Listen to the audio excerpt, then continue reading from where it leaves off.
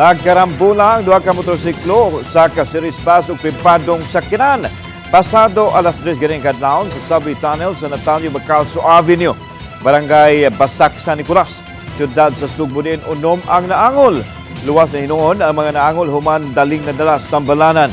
Sa investigasyon sa Traffic Enforcement Unit, giingong unang nadisgrasya ang motor kagisundan sa series bus ug nilikay unta kini hinungdan nga nibabag sa kalsada nga misangpot na usab sa pagkaigo sa laing motor nga gisugat og sa usa ka sedan.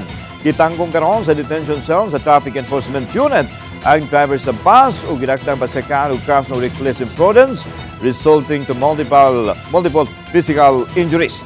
Samtang gipahimangno sa mga otoridad sa mga motorista nga magmatngon gyud kanunay aron makalikay sa disgrasya.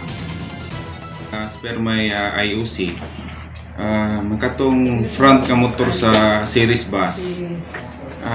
Disgrasya ni, medyo nilihay ang series. Hindi kay sa series nahigo tong motor nga opposite direction o katong sedan nga nasa likod.